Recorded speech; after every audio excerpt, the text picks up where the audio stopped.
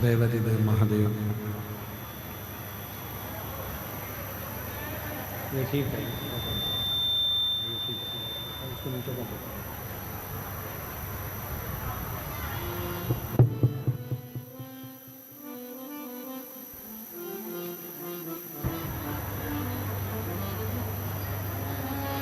भगवान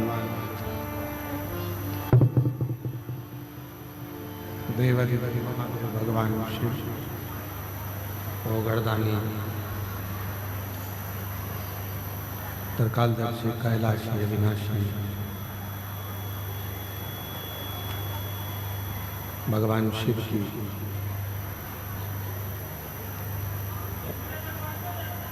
पवित्र पावन धरा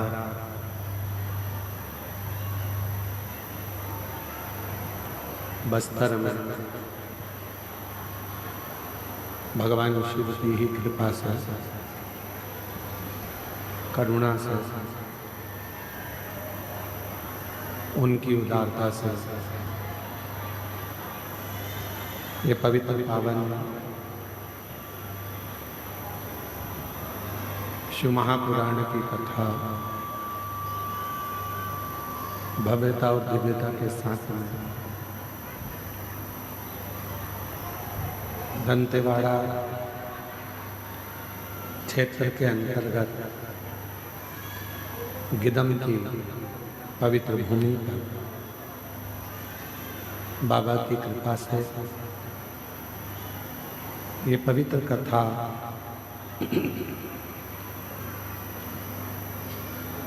मां दंतेश्वरी की गोद में मां दंतेश्वरी की करुणा से चल रही है। आज कथा का तृतीय दिवस है। कथा मंडप में विराजमान संत महोदय सभी साधु सन्यासी तपस्वी साधक उपासक ब्राह्मण जन कथा के मंडप में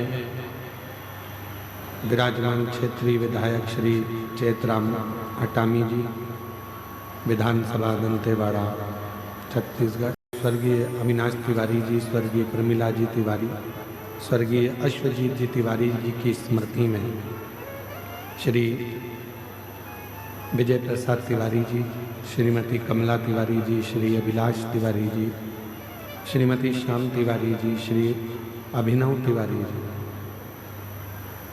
श्रीमती शुभांगी तिवारी जी, श्री सुशील तिवारी जी, श्रीमती अरुणा तिवारी जी, श्री अनुमेह तिवारी जी, श्री अभिजीत तिवारी जी, गिदम छत्तीसगढ़ से।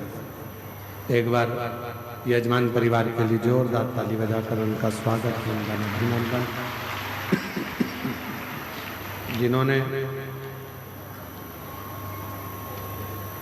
इस पवित्र पावन सुमहापुराण की कथा को आयोजित कर संपूर्ण क्षेत्रवासियों को लाभान्वित किया। वनवासी आदिवासी क्षेत्र का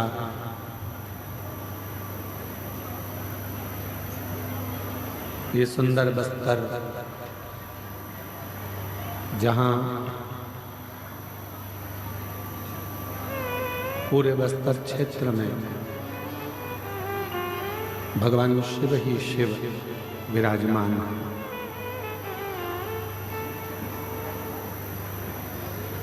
जब आज हम बरसुर गए और बारसुर में जाकर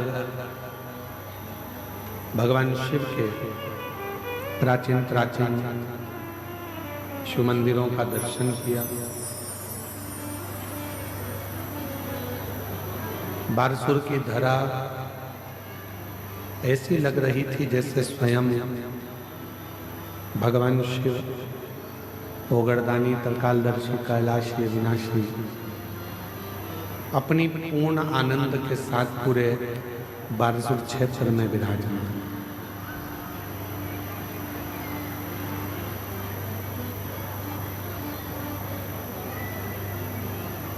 कल कथा में कहा था एक मानव का शरीर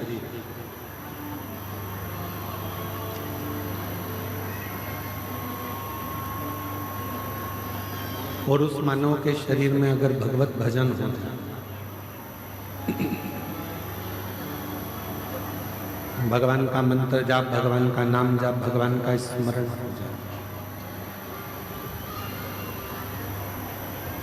तो ये समझें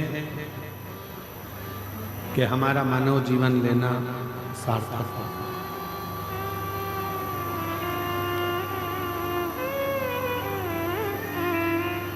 क्योंकि एक तो कठिन है मनुष्य का शरीर, और भगवान ने यदि मानव का शरीर दे भी दिया और उस मानव के शरीर से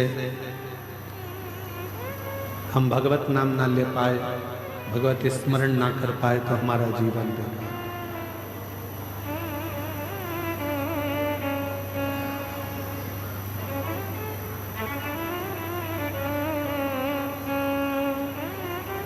मेरे परमात्मा ने सारी इंद्रियों को श्रेष्ठ दिया। ऐसी कोई इंद्रिय नहीं है जो मेरे परमात्मा ने आपको बेकार दी।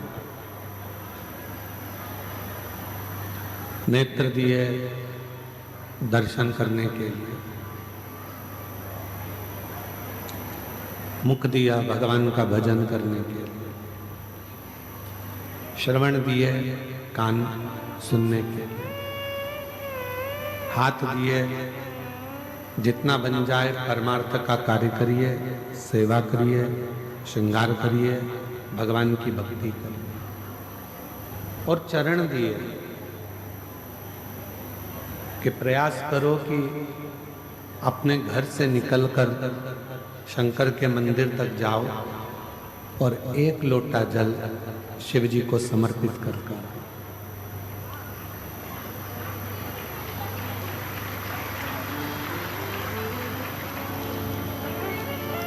अपने चरण का सदुपयोग तभी है जब हम अपने नजदीक के शंकर के मंदिर में, अपने नजदीक के शिवालय में जाएं। अपने हाथों का सदुपयोग तभी है जब हम इन हाथों से कुछ अच्छा कर सकें।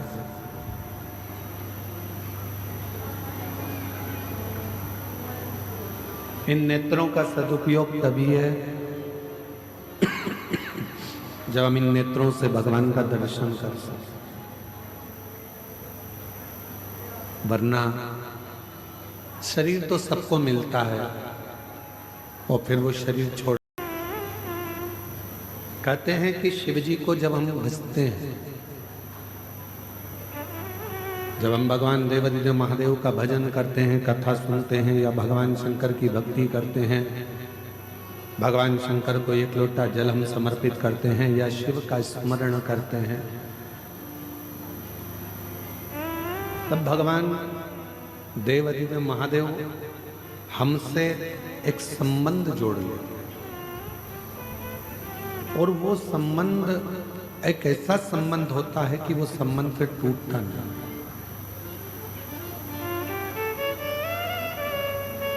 दुनिया के सारे रिश्ते मरने के बाद टूट जाएंगे। दुनिया के सारे संबंध मरने के बाद टूट जाएंगे। और कुछ कुछ रिश्ते तो ऐसे होते हैं कि जीते जी भी लोग तोड़ लेते हैं। जरा सा किसी का काम नहीं हुआ, जरा सा किसी का आपने कार्य नहीं करा, हमारी रिश्तेदारी खत्म। हम नहीं मानते कि तुम हमारे मामा जी हो, तुम हमारे काका जी हो, तुम हमारी बुआ जी हो, तुम हमारे फूफा जी हो।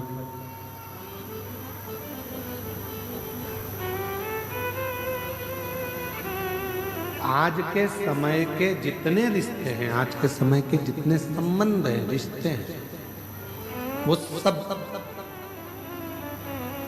एक व्यापारीकरण में चल रहे।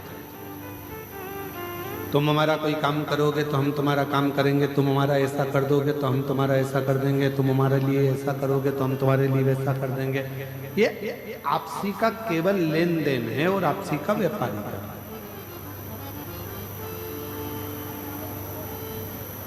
पर एक रिश्ता, एक संबंध होता है अपने बाप से, अपने पिता से।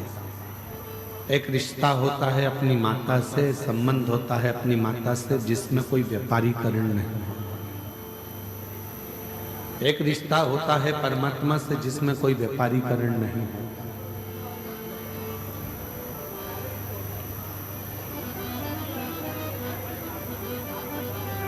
कहते हैं पानी जब बहुत उकलता है, बहुत तेज उकाली उसमें आने लगती है, दूध में, सब्जी में, पानी में जब बहुत तेज उकाली आने लगती है तो उस पर भाप आ जाती है। क्यों आती है वो भाप? उसको कंट्रोल करने के लिए।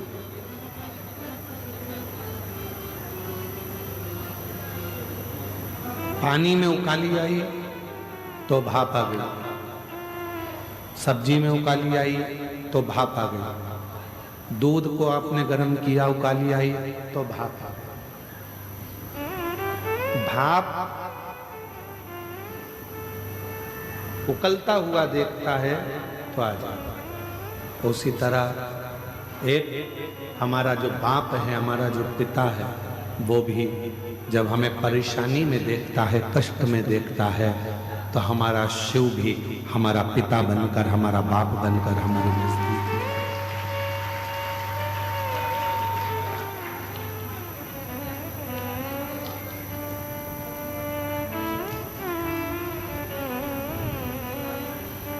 शरीर मिल जाए, प्राप्त हो जाए, जरूरी नहीं है कि वो शरीर तुम्हारा पूर्ण तरह से कार्य करे। जब तक कर रहा है तब तक उस परमात्मा की भक्ति में भी लगाओ और अपने परिश्रम में भी लगाओ।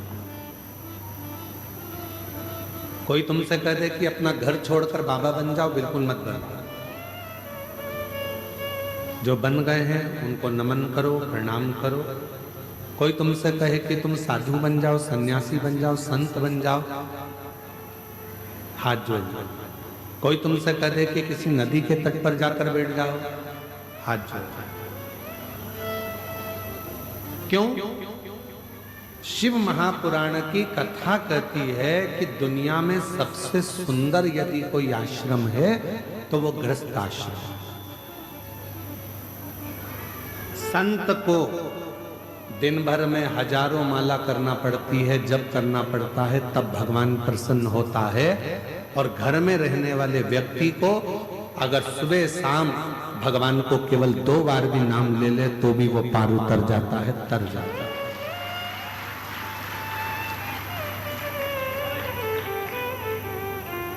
संत को तपस्या करना पड़ेगी, साधु को साधना करना पड़ेगी, पर एक गृहस्थी को, घर में रहने वाले व्यक्ति को ना उसे तप करना है, ना उसे साधना करना है, ना उसे कोई योग करना है। उसे तो केवल एक काम करना है, सारी समस्या का हल बोल बम का नारा है। बस उसको अपनी जिंदगी में एक ही चीज करना है कि चलते फिरते काम करते करते भगवत नाम ले लो। अच्छा था तो लगता था कि मकान बन जाए, मकान बन जाए, मकान बन जाए, घर बन जाए, मकान बन जाए।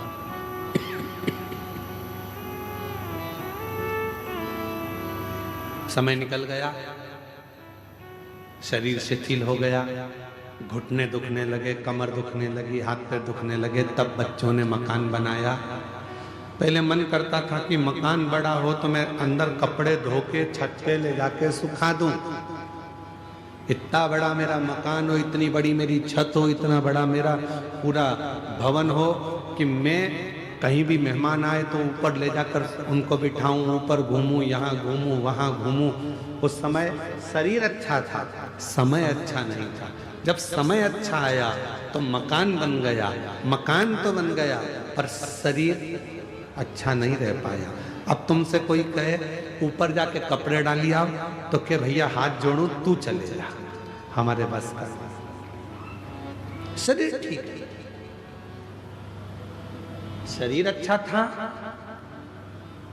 तो खाने के भी लाले पड़ जाते थे, व्यवस्था नहीं हो पाती थी, कुछ मिल पाता था, कुछ नहीं मिल पाता था। और अब समय अच्छा आ गया, बच्चे कमाने लगे, व्यापार व्यवसाय अच्छा चलने लगा, सब काम अच्छा हो गया तो मालूम पड़ा थोड़ा बहुत भी खा लो तो मालूम पड़े पेट में तकलीफ हो जाती है, शरीर सही नहीं रह पाता। समय और शरीर ये दोनों एक साथ अच्छे बहुत कम चलते हैं।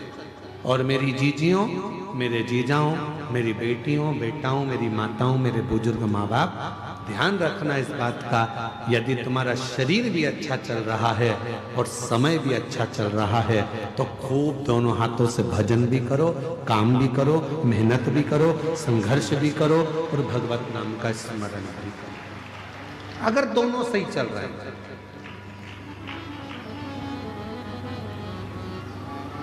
शरीर सही चल रहा है, दौड़ दौड़ के कथा में पहुंच जाओ। आपने दंतेवाड़ा क्षेत्र में पहली बार ये कथा शिव महापुराण की आई है। शरीर अच्छा है, परिवार वालों से कहो कि मुझे लेकर चलो, मुझे कथा में छोड़कर आओ। कहाँ हो रही है? गिदम में हो रही है, 25-50 किलोमीटर दूर है। चलो, आज हम वनवासी क्षेत्रों में जब गए, सुबह जब हम बारसूर पहुँचे, वहाँ पर बहुत सारी आदिवासी जीजियों से, वनवासी जीजियों से मिलना हुआ। उनके चेहरे पे बड़ी प्रसन्नता थी। उनके मुख से निकला कि हमने शिव को देखा कि नहीं देखा, पर गुरुजी आप आ गए तो हमको लगा कि हमारा शंकर का दर्शन हमारे बारसूर में हो।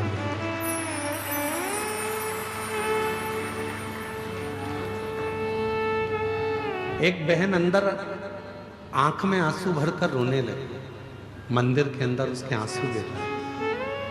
हम शिव जी को जल चढ़ा रहे थे बारसूर के मंदिर में, 32 खंबा मंदिर में, और उसकी आंख में से जल बह रहा था। हमने कहा दीदी तुम रो क्यों रही हो? तो कहा गुरुजी, पहली बार हमारे क्षेत्रवासियों ने इतनी आनंद के साथ, ये पूरा क्षेत्र नक्सल क्षेत्र रहा है, पर हमारे क्षेत्र में हमने पहली बार बच्चे से लेकर बूढ़े तक के व्यक्ति के चेहरे पर प्रसन्नता देखी है। ये शिव की थी, ये शिव की।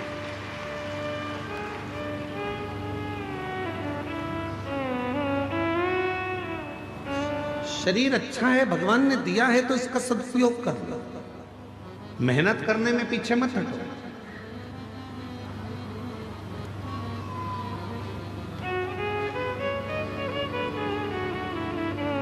भगवान को पाने के लिए बहुत बड़ी तप की, बहुत बड़ी साधना की, बहुत बड़े उपास की, बहुत बड़े व्रत की भी जरूरत नहीं पड़ती।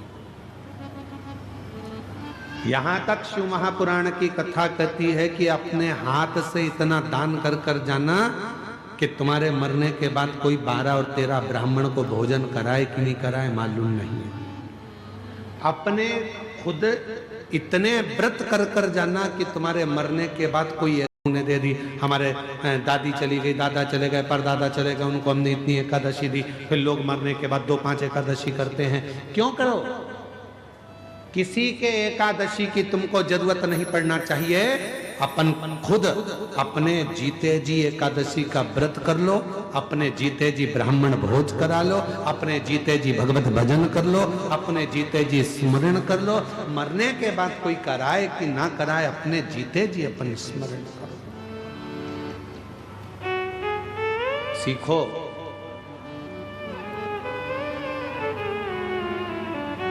श्री विजय प्रसाद जी तिवारी जी को मैं धन्यवाद दूंगा। कहाँ बैठे हैं? कहाँ बैठे? काहे नीचे बैठ गए? तुम्हारे पाँव में तकलीफ हो रही थी, ऊपर बैठो। नहीं है तकलीफ? जरा इनको देखो, 82 है ना, 82। और कल इन्होंने 94 वाले से भी मिलवाया था हमको,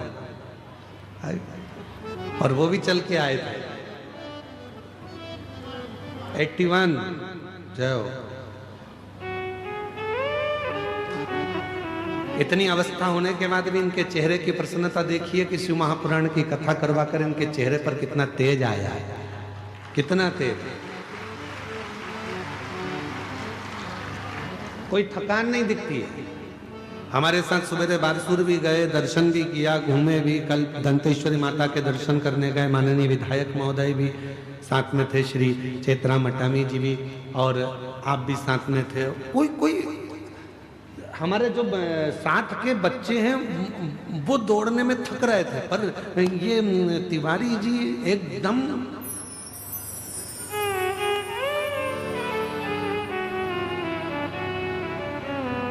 फिट, एकदम आनंद में। उसका कारण क्या है? उसका कारण केवल एक है कि उससे मिलने की आस, उस परमात्मा को पाने की आस, और उस भगवान की भक्ति को धारण करने की आस हमको आनंदित कर देती है। उससे मिलन की आस। और मेरे भोले तेरा सहारा है,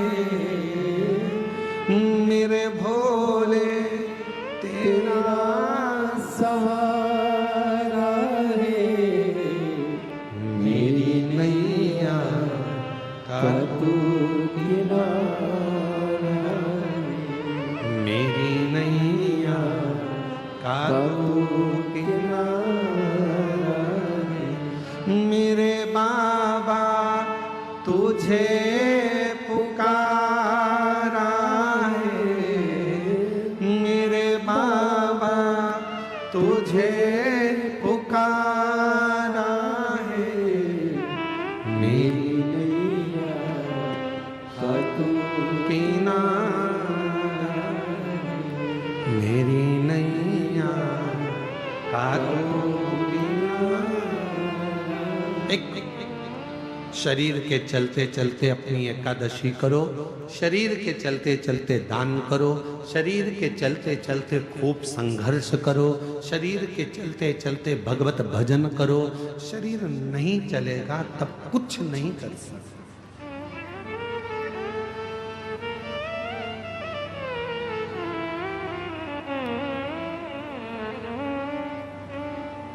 शरीर चले जब तक तीर्थ कर लो, कथा सुन लो, और तुम्हारी घर में चले तब तक दोनों हाथों से दान और धर्म कर लो, दोनों हाथों से पुण्य कर लो, सत्कर्म कर लो। जब तुम्हारे घर में नहीं चलेगी ना, 5 रुपए भी तुम अपनी किसी को दे नहीं पाओगे। यहाँ तक कि बेटी को भी अगर कुछ देना है तो 50 बार सोचना पड़ेगा, देऊंगी और कोई ने देख लिया तो।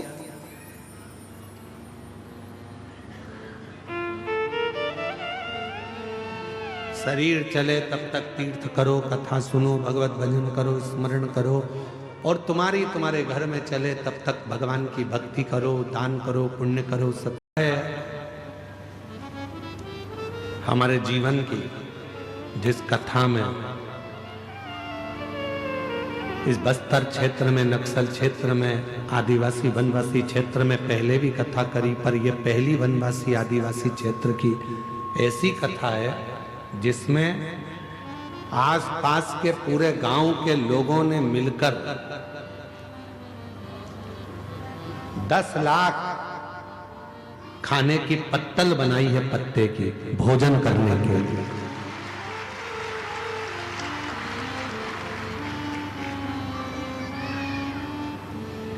क्या है आदिवासी वनवासी के पास में? यही पेड़ के पत्ते। तो पूछा गया कि आप इस विशाल कथा को जो आयोजित हो रही है वनवासी आदिवासी क्षेत्र में, नक्सल क्षेत्र में ये कथा चल रही है, इसमें तुम क्या कर सकते हो? अच्छा चल रहा था, अब उसमें क्यों परेशानी कर रहे हो भाई? नक्सल क्षेत्र में, आदिवासी वनवासी क्षेत्र में तुम क्या कर सकते हो? तो उन्होंने कहा कि आप बताओ। तो तिवारी जी ने कहा कि अपने जितने भी शिव भक्त यहाँ आ रहे हैं वो भोजन करेंगे, उनके लिए अपन को कहीं से प्लेट नहीं लाना, थाली नहीं लाना, उनके लिए गांव-गांव से सब 2-2, 5-5, 10-10 पत्ते की पत्तल बनाओ और उस पत्तल पर लोग भोजन कर कर जाएं। हमारा वनवासी क्षेत्र की बहनों ने, जीजियों ने, जीजाओं ने, बेटियों ने, बेटाओं ने 10 लाख पत्तल निर्माण करी, पत्ते की पत्तल 10 लाख।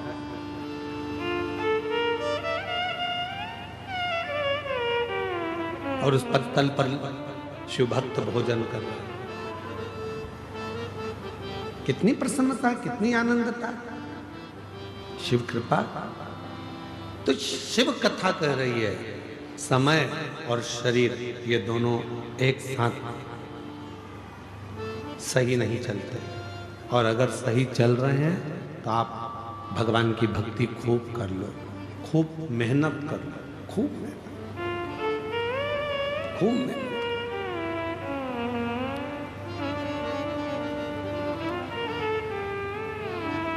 महाराज, ऐसा कोई संसार में जन्म नहीं लेता जिसकी जिंदगी में कोई दुख नहीं होता। सबके जीवन में तकलीफ है, सबके जीवन में दुख है, पर उस दुख को सिर पर लेकर चलोगे, तकलीफ को सिर पर बांध कर चलोगे तो जिंदगी को बहुत आगे तक जी नहीं सकते,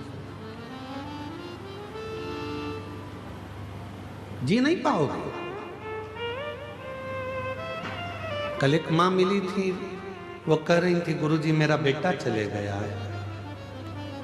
आज सवेरे हम जब बारसूर गए थे तो वहाँ एक बहन जी कह रही थी कि मेरे बेटे को ये तकलीफ भी है और साथ में मेरा पति भी नहीं है, बहुत दुख की जिंदगी है, बहुत दुख। हमने उस बहन से एक ही बात कही कि अगर तुम्हारा विश्वास पक्का है तो एक ना एक दिन तुम्हारा बेटा चलेगा जरूर। अगर विश्वास, एक पत्र आया है,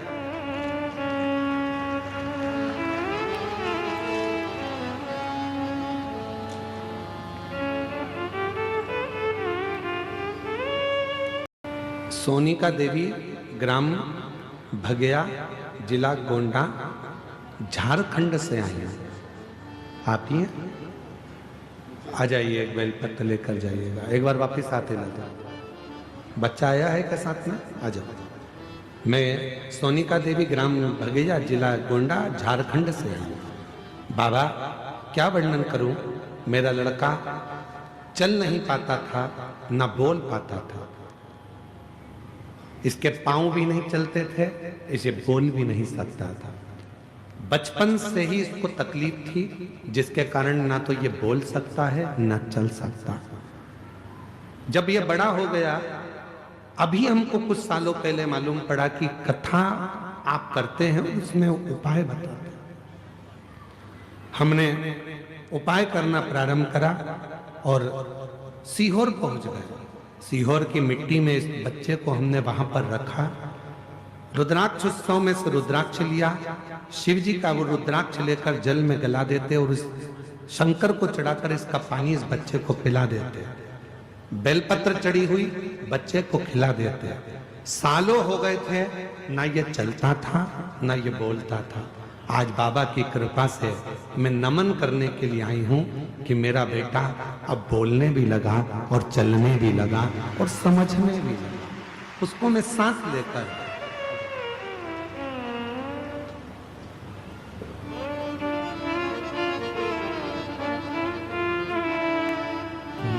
कृपा का क्या भरोसा, कब किस पर हो जाए, जरा सी हम पर कर दो, जरा सी हम पर कर दो।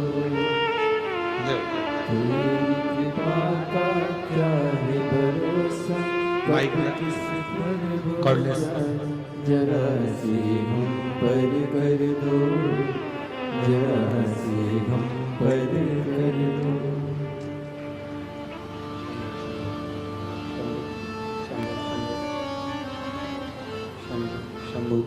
हुमली पत्र में लिखा, आखिरी में हिम्मत हार कर शिव के दरवाजे गई और कुबरेश्वर बाबा के दरवाजे पर लेकर गई और शिव की कृपा से वहां का रुद्राक्ष लेकर आई। आज बाबा की कृपा से चलकर भी आया है और बोल भी रहा है। ये शिव की जिस पर भी हो गई तेरी कृपा करुणा, वो भव पार हुआ, भव पार हुआ। पापी हो चाहे। दीदी कह रही हैं, जब ये चलता नहीं था, बोलता नहीं था, तो लोग बहुत आड़ा टेढ़ा कहते थे, ताने देते थे, अपशब्द कहते थे। पर बाबा ने मेरे बेटे को चला भी दिया और बुला भी दिया। ये शिव कृपा, शंकर की जिस पर भी हो गई तेरी कृपा करुणा, भव पार हुआ, भव पार हुआ। जब तक शिव कृपा न करे दुनिया में कोई कुछ कर ही नहीं सकता, कुछ नहीं।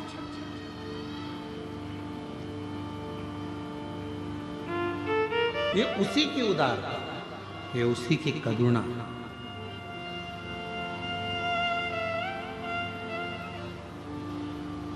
आप उसको भजो, आप उसका स्मरण करो। कैसे नहीं देगा वो? क्या मानते हो भोलेनाथ जी को आप? बोलो बोलो जरा, सब गिदम वाले बोलो। पिता, बहुत बढ़िया। शिव को अपना बाप मानो, क्योंकि एक रिश्ता ऐसा होता है जिसमें देना नहीं पड़ता है, वो अपने को देता रहता है हमेशा। वो बाप और बेटी का रिश्ता, वो बेटे और बाप का रिश्ता। एक सिर पर बोझ रखकर यदि तुम चलोगे, गुरुजी ये दुख है, ये दुख है, दुख है, तो आगे नहीं बढ़ पाओगे। जिस समय पर कुबरेश्वर बाबा की धरा पर सीहोर कुबरेश्वर धाम जिंदगी में जब भी पहुंचो, उस बाबा की धरा पर रहने का प्रयास करो।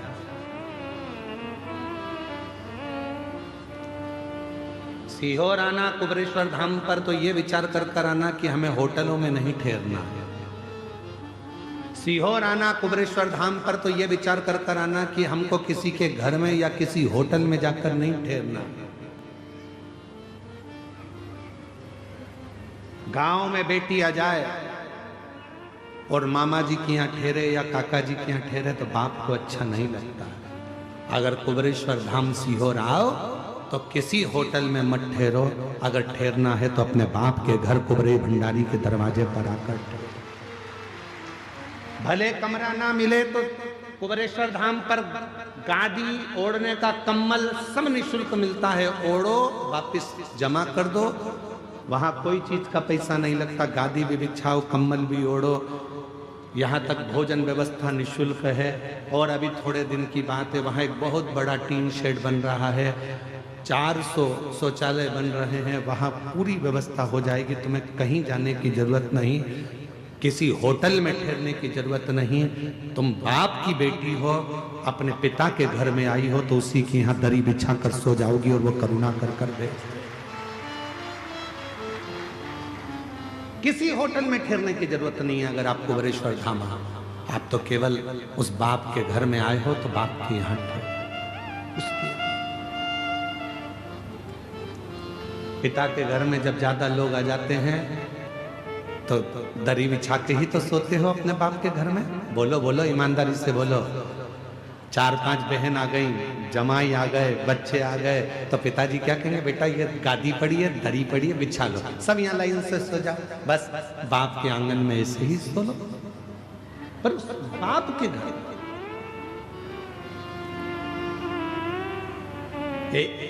एक बहन ने पत्र लिखा है। उस पत्र में उस बहन ने लिखा कि मेरे भाई ने जिद कर दी कि तू कहती है कि कुबरेश्वर धाम वाला बाबा सब कुछ दे देता है और तू कहती है कि बाबा सुन लेता है। मैंने 12वीं पास नहीं करी, मेरी 12th भी क्लियर नहीं हुई, मैं 12वीं पास नहीं कर पाया। क्या तेरा भोले बाबा मुझे सरकारी नौकरी दे सकता? तो बहन ने अपने भाई से कहा कि डिमांड कर आनंद के साथ बाबा से विनती कर देखे, सुने कि नहीं सुने। वो बहन भाई को सीहोर लेकर पत्र है, पत्र उसका भी पत्र है।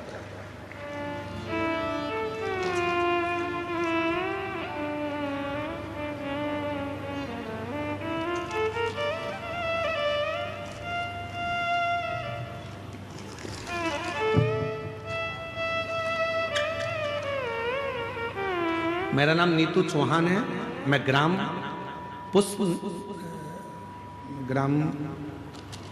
पुष्पनार, भैरमगढ़, जिला बीजापुर से आई हैं। कहीं बैठी हो जी आप ही हैं? आ जाइए, एक बेलपत्र लेकर जाइए। मेरा नाम नीतू चौहान है। मैं ग्राम पुष्पनार, भैरमगढ़, जिला बीजापुर से आई हूँ। आज मैं इस पत्र के माध्यम से बाबा के चमत्कार को बताना चाहती हूँ कि बाबा की कृपा से बड़े भैया श्री अरुण सिंह भदौरिया, जो कि 12वीं की परीक्षा किसी कारणवश नहीं दे पाए थे और उन्होंने शर्त रख दी थी, क्या भोले बाबा मेरी सरकारी नौकरी लगा सकते हैं? मैंने बड़े भाई से कहा था कि यदि कुबरेश्वर धाम गए हो, शिव जी की पूजन करी है और एक पंडाल में बैठकर अगर कथा सुनी है और तुमने मांगा, वो देगा जरूर। मेरे भाई ने शर्त लगा ली। 2023 में मेरे भाई ने उसी समय पर एक कथा यहीं छत्तीसगढ़ में श्रवण करी और बाबा की ऐसी कृपा हुई कि 2023 में कथा सुनकर आया और 1 साल पूरा हुआ और बाबा की कृपा से मेरे भाई की सरकारी नौकरी लग गई। आज वो जिला सुकमा के चीफ ब्यूरो के पद पर कार्यरत हैं। ये शिव की, ये शंकर की उदारता है, ये शंकर की करुणा है। आप कितनी मेहनत कर रहे हो, कितना परिश्रम कर रहे हो और साथ में कितना विश्वास कर रहे हो, ये आपके ऊपर निर्भर करता है।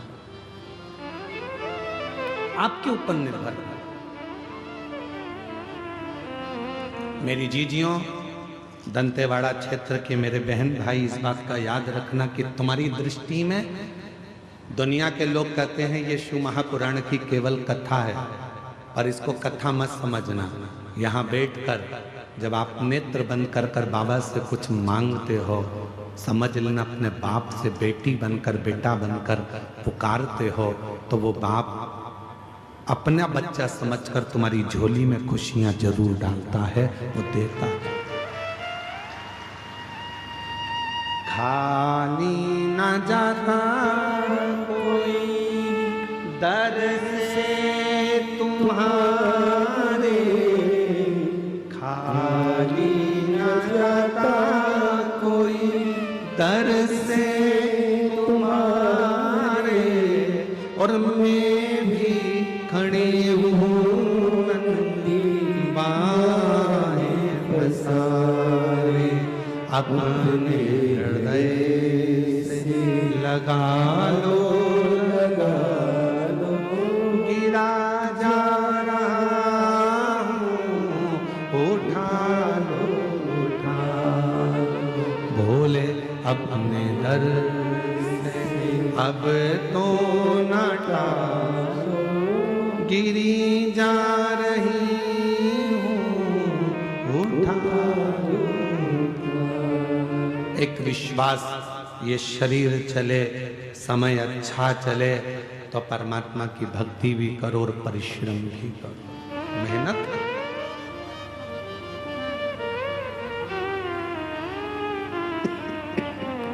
मेहनत करो।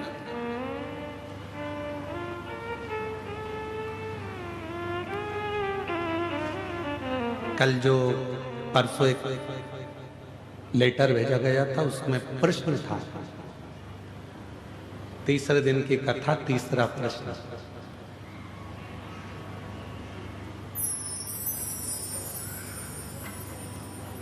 खुश कैसे रह सकते हैं, प्रश्न था।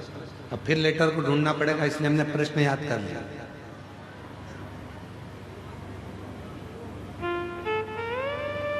अठारह प्रश्न है, 18 प्रश्न में से तीसरा प्रश्न है, खुश कैसे रह सकते हैं। इसका एक ही तरीका, एक कथा को सुन लो। काम कर कर आते हैं, फिर मैं बताऊंगा तेरे को। उसने सिर पर पानी का हंडा रख लिया, दोनों हाथों से पानी पकड़कर चलता रहा 2 किलोमीटर, 3 किलोमीटर, 4 किलोमीटर, 5 किलोमीटर चलता। अब उसके हाथ भी दुखे, सिर भी दुखे, चलते जा। कुछ कैसे 6 किलोमीटर चलने के बाद वो इतना थक गया, गुरुजी ने आखिरी में कहा, बेटा अब तू इस पानी के मटके को नीचे रख दे। उसने पानी का मटका जैसे ही नीचे रखा, इतना आनंद में हो गया, इतना खुश हो गया। गुरुजी ने पूछा, क्यों बेटा, खुशी मिली? हाँ गुरुजी, जब तक सिर पे था इतना वजन लग रहा था, हाथ भी दुख रहे थे, सिर भी दुख रहा था, चलते भी नहीं बन रहा था, अब एकदम आनंद में हो गया। गुरुजी ने कहा, बस खुश रहने का सबसे सुंदर तरीका है, जितने भी बोझ हैं उनको हटा दो। किसी ने क्या कहा, उधर जाने दो। किसने क्या बोल दिया, उधर जाने दो। एकदम खाली रहो। और हम क्या करते हैं, बोझ इकट्ठा करते हैं। मम्मी ने ये बोल दिया, पापा ने ये बोल दिया, काका जी ये बोल दिया, उसने ये बोल दिया, बहन ने ये बोल दिया, ना जाने किसका फोन आया था, उसने मेरे को ऐसा कह दिया, उसने ऐसा मैसेज डाल दिया, उसने ऐसा कमेंट कर दिया। दिन भर बोझ बोझ बोझ बोझ बोझ बोझ, और इतना बोझ अपनी बुद्धि में इकट्ठा कर लिया कि हम खुशी से जिंदगी नहीं जी पा रहे। अगर सुख चाहिए तो बोझ हल्का करना प्रारंभ कर दो, सुख की जिंदगी प्रारंभ हो जाए। तीसरे प्रश्न का उत्तर है, भार लेकर मत जियो। जिसने 18 प्रश्न लिखे हैं, 7 दिन में हमको उसका इंतजार है। जिसने 18 प्रश्न लिख के भेजे हैं, अगर वो 7 दिन में अगर आ जाए तो मिलने व्यासपीठ पर जरूर आना, उसको मेरे को माला पहनाना है। जोरदार प्रश्न उनका है। आजा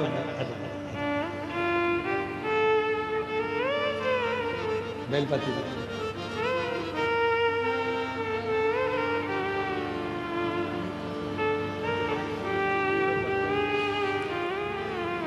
आप ही हैं नीतू चौहान? अच्छा, नीतू चौहान जी, इन्हीं के भाई का जॉब लगा है। एक बार जोरदार ताली बजाकर स्वागत करें।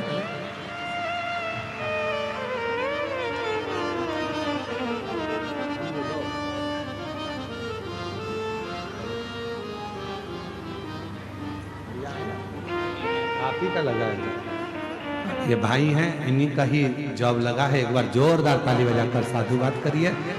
विश्वास नहीं था भोलेनाथ पर अब रोज मंदिर जाते हैं, रोज एक लोटा जल चढ़ाते हैं। इतना भरोसा बाबा पर कर लिया है। ये शिष्य कह रहे हैं अब तो हम सीहोर भी नहीं छोड़ते हैं। बाबा की जब भी पुकार होती है, कावड़ यात्रा भरने के लिए बाबा के यहाँ पहुंच जाते हैं और बाबा कृपा करता है। ये उस पर भरोसा। खुश कैसे रहें? तीसरा प्रश्न था। बस खुश रहने का सबसे सुंदर तरीका है अपने भार को हल्का करो। भार को। मोबाइल किस किस के पास है? दिखाना नहीं, रख लो, बस हाथ उठा लो। कौन सी कंपनी का है उससे भी मतलब नहीं है, बस हाथ उठाओ। किस किस के पास मोबाइल है? हाँ, रख लो, हाथ रख लो, ठीक है।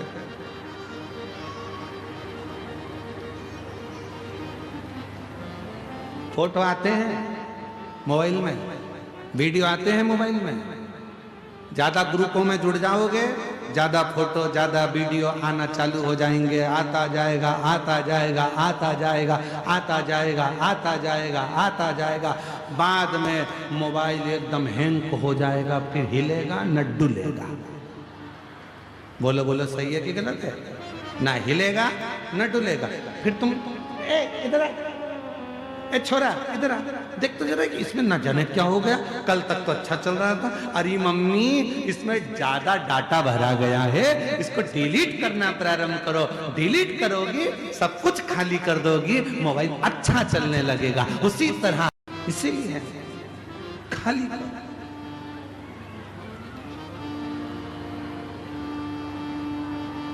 काम काम की चीज रखो जो तुम्हारे काम की है, बाकी का क्या रखा।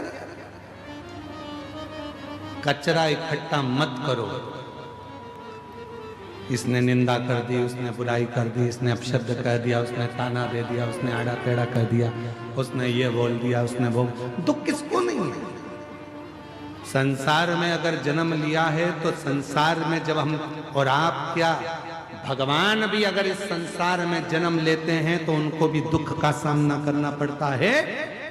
कर्म का भोग सबको भोगना पड़ता है। और हम पहले भी कहे, आज फिर कहते हैं, तुम्हारे घर के माता पिता से नहीं डरना, मत डरो। गुरु से नहीं डरना, मत डरो। संतों से नहीं डरना, मत डरो। तुम्हारे घर के बुजुर्गों से नहीं डरना, मत डरो। रिश्तेदार से नहीं डरना, मत डरो। नातेदार से नहीं डरना, मत डरो। मंत्री संतरी कलंतरी से नहीं डरना, मत डरो। किसी से नहीं डरना, मत डरो। परमात्मा से भी नहीं डरना, मत डरो। गुरुओं से नहीं डरना, मत डरो। धर्म शास्त्र से नहीं डरना, मत डरो। पर इतना याद रखना, अपने कर्म से जरूर डरना, क्योंकि कर्म का भुगतान तो भगवान को भी भोगना पड़ता है। कर्म का भोग तो परमात्मा को भी भोगना पड़ता है, उनको भी भोगना।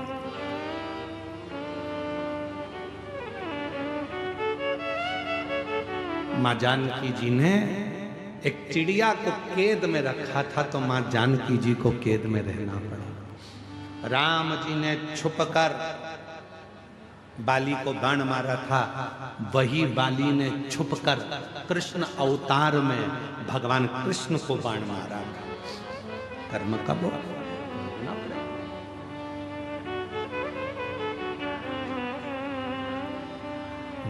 मत बुरे कर्म कर बंदे, वरना पछताएगा। भगवान की आंखों से तू बच नहीं पाएगा, तू बच नहीं पाएगा। अरे ओ अज्ञानी, मत करना नादानी, तेरे कर्म का फल भी तू ही पाएगा। जैसा किया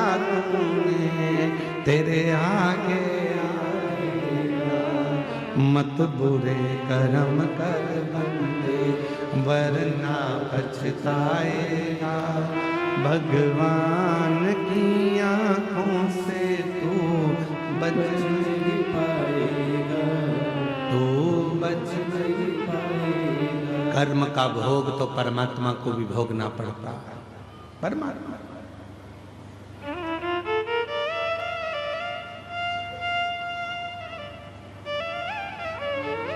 किसने नहीं भोगा? किसने?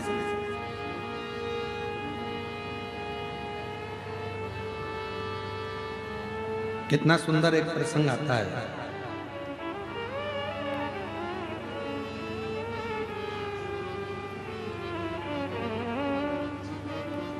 एक सेठ जी सबको पैसा उधार देते थे, सब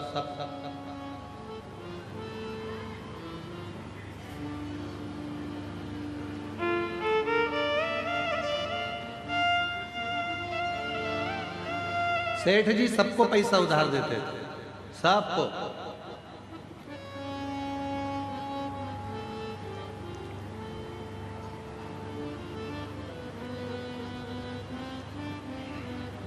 उनके बोर्ड पर लिखा था, हमारे यहां पैसा उधार मिलता है।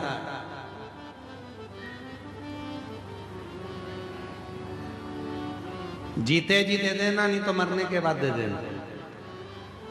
बोर्ड पे लिखा था। और गिदम में भी कोई हो ऐसा तो जरूर पक बता देना। एक सेठ जी के दरवाजे पर लिखा था, हमारे यहाँ पैसा उधार मिलता है, जीते जी दे दो, नहीं तो मरने के बाद दे देना। 2-3 चोरों ने विचार करा कि यार सेठ जी के पास बहुत पैसा है, बहुत पैसा।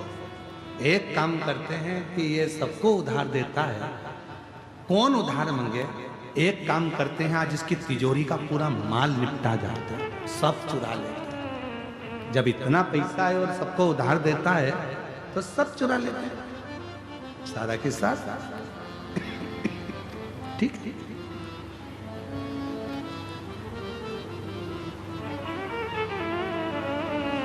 चोरों ने विचार करा, आज रात्रि को सेठ जी के तिजोरी में से माल चुराना।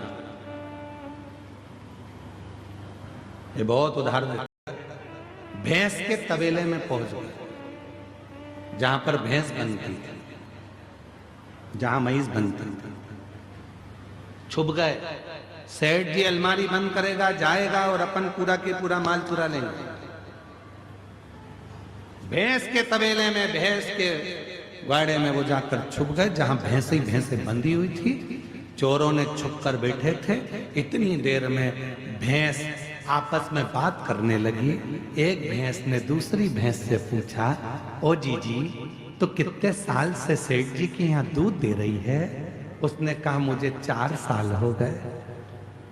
दूसरी से पूछा, तुझे कितने साल हो गए? मुझे 10 साल हो गए सेठ जी के यहाँ दूध देते देते। तीसरी ने पूछा, तुझे कितने साल हो गए? उसने कहा, मुझे 12 साल हो गए सेठ जी के यहाँ दूध देते देते। सब आपस में बात कर रही थी। इतने में एक बूढ़ी भैंस के पास में पहुंची। एक भैंस उससे पूछा, तू कितने सालों से दूध दे रही है? कि मेरी पूरी जिंदगी यही दूध देते देते निकल गई। सेठ जी नोच नोच के दूध निकाल लेता है। तो उसने पूछा बूढ़ी भैंस से, एक बात बता, आखिर अपन सब सेठ जी के घर में इतना दूध क्यों दे रहे हैं? कि सेठ बहुत समझदार है, उसने दरवाजे पर लिख कर रखा है, उधार लिया है, जीते जी दे दो, नहीं तो मरने के बाद देना। मैं जीते जी नहीं दे पाई, इसलिए मरने के बाद भैंस बन के निचोड़ निचोड़ के निकाले जा रहा है, सारा दूध निकाले जा रहा है, सारा। इसलिए मेरी जीजियों, मेरे जी जाओ, सावधान इंडिया, सावधान हो जा। किसी का लिया है तो दे दो, नहीं तो मरने के बाद वो नोच नोच के निकालेगा। फिर अगला जन्म ना जाने कौन सा होगा और हमको चुकाना पड़ेगा। भगवान की कृपा है जो अच्छे कुल में जन्म लिया, भगवान की कृपा है अच्छे घर में जन्म लिया, भगवान की कृपा है अच्छी पत्नी, अच्छे बच्चे मिले, भगवान की कृपा है जो 2 रोटी खाने को मिली, भगवान की कृपा है जो पूरा शरीर अच्छा दिया, और भगवान की कृपा है जो कहीं अच्छे लोगों से मिला दिया, ये उसकी कृपा है। इसलिए प्रयास करो कि अच्छा कर्म कर कर जाना, बुरा कर्म कर कर उसके सामने पहुंचो तो मुख दिखा सकते, मुख दिखा सकते, कर्म। कितना सुंदर व्याख्यान। कश्यप बाबा का कथा आती है, कश्यप ऋषि की कथा आती है। कश्यप बाबा स्वयं एक यज्ञ की रचना करे, और उस यज्ञ की रचना करने में कश्यप बाबा को गौ माता की जरूरत पड़ी कि गाय लाओ, यज्ञशाला में बांधना है। कश्यप ऋषि गाय लेने के लिए वरुण देवता के पास चले गए। वरुण जी गाय चाहिए। वरुण जी ने कहा कश्यप बाबा गाय तो दे दूंगा, पर गाय के बछड़े भी हैं, इनको भी लेकर जाओ। कश्यप ऋषि ने कहा मुझे गौ माता से मतलब है, मुझे बछड़े से कोई मतलब नहीं, मुझे बछड़ा नहीं चाहिए। खूब समझाया वरुण बाबा ने, पर नहीं माने कश्यप ऋषि। आखिरी में फिर यज्ञशाला में पहुंचे। विद्वान ब्राह्मणों ने कहा इस यज्ञ को पूर्ण करने के लिए गौ माता की जरूरत है, गाय ला कर दो। कश्यप ऋषि गए, आधी रात को वरुण जी की गौशाला में जाकर गौ माता को खोल कर लेकर आ गए। उनके बछड़े रंभाने लगे, चिल्लाने लगे बछड़े। जब गौशाला में से बछड़े की आवाज आई, वरुण जी दौड़ कर गए, जाकर देखा बछड़े रो रहे थे। क्या हुआ? गौशाला में जाकर देखा तो गाय नहीं थी, पर बछड़े थे। मालूम पड़ा कि कश्यप ऋषि यज्ञ को कराने के लिए गाय लेकर चले गए। बछड़े खोलकर कश्यप बाबा के यज्ञशाला में वरुण जी पहुंच गए। वरुण जी ने कहा कश्यप बाबा आप यज्ञ करो, मना नहीं है, आप गौ माता को रखो, मना नहीं है, पर इन बछड़ों को भी साथ में रखो। गाय बिना बछड़े के कैसे रहेगी? बछड़े के बिना गाय सुनी और गाय के बिना बछड़ा सुना। कश्यप ऋषि नहीं माने। यज्ञ करने के लिए केवल गौ माता की जरूरत है, इसलिए गाय को रखूंगा, बछड़ा नहीं चाहिए। वरुण जी ने हाथ जोड़ लिए, आप या तो गाय वापस कर दो या फिर बछड़े रखो। पर कश्यप बाबा नहीं माने। आखिरी में वरुण जी जाते जाते कह दिया, सुनो कश्यप ऋषि, तुम ऋषि हो गए अपनी जगह के, संत हो गए अपनी जगह के, मैं वरुण आज श्राप देता हूं, तुम्हारा अगला जन्म वसुदेव के रूप में होगा, और जैसे मेरे बछड़े अपनी गाय के लिए रो रहे हैं, वैसे ही तुम भी अपनी औलाद के लिए रोओगे। और वो वसुदेव जी के घर में बच्चे हुए और रोना वसुदेव बाबा को पड़ा, रोना वसुदेव जी को पड़ा। कर्म का दंड मनुष्य को भोगना है। अगर परमात्मा ने हमको अच्छा हाथ दिया, अच्छा पांव दिया, नेत्र दिया, शरीर दिया, सारा शरीर अच्छा बनाया, परमात्मा को धन्यवाद देना, ये तेरी कृपा से प्राप्त हुआ, तूने दिया, तेरी करुणा से। आपका कल वो आ नहीं पाए थे शायद, उनका आज एक पत्र वापिस आया।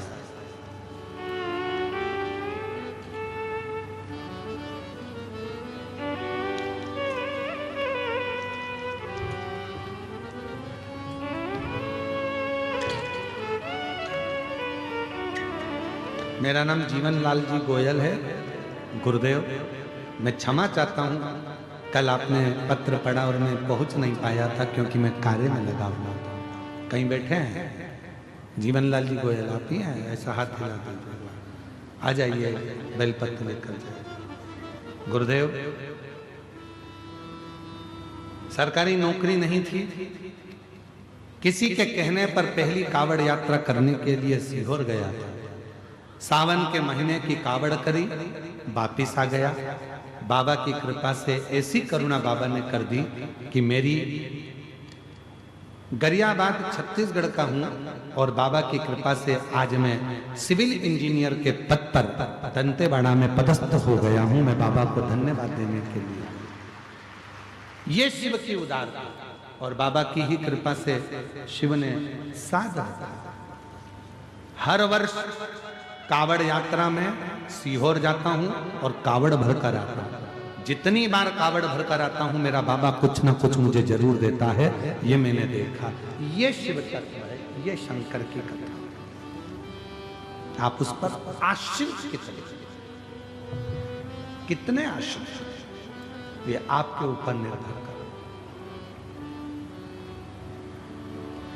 जो जैसी भावना, बोलो बोलो सब जीजियां बोलो, पीछे वाली भी, साइड वाली भी, आस पास वाले सब। जो जैसी वो वैसा ही फल, नहीं खाली उसे लौटाया वो मन ही मन हर्षा, और कर दिया माला माल काशी द्वारे, लुटा दिया भंडार काशी है। परमात्मा की कृपा से शरीर मिला है तो परमात्मा में समर्पित हो। हम ये नहीं कहेंगे तुमसे कि तुम घर छोड़ो, परिवार छोड़ो, कुटुंब छोड़ो, नाते छोड़ो, रिश्ते छोड़ो, कुछ मत छोड़ो, पर अपने घर में रहकर मेहनत भी करो, संघर्ष भी करो और शिव की भक्ति भी करो। शिव भक्ति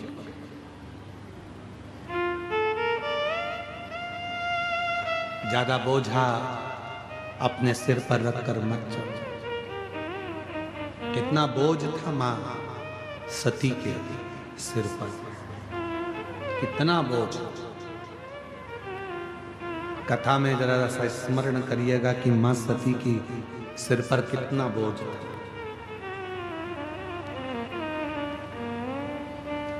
हल्का नहीं कर पाते हैं तो लोग फिर अपना शरीर त्याग देते हैं।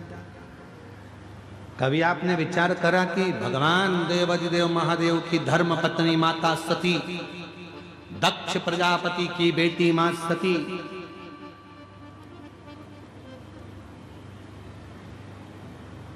कोई साधारण थी क्या? पर इतना डिप्रेशन में पहुंच गई मां सती, इतना टेंशन मां सती की जिंदगी में हो गया, इतना चिंता मां सती के जीवन में आ गई।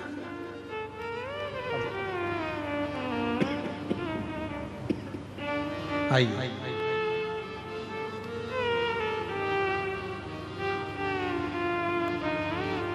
बधाई हो।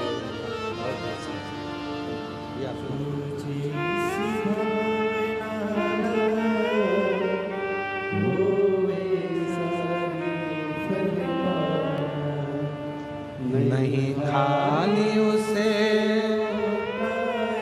एक बार जोरदार ताली बजाओ। बाबा की कृपा से प्रत्येक वर्ष हर साल कावड़ भरने के लिए कुबेरेश्वर धाम जाते हैं, और जितनी बार जाते हैं उतनी बार बाबा से कुछ लेकर आते हैं। ये शिव मां सती की जिंदगी में कितना कितना भार होगा, जरा विचार करिएगा। मां सती के जीवन में कितना कितना भार मस्तक पर चढ़ गया होगा, जो मां सती ने अपने प्राणों को त्याग दिया। मां सती ने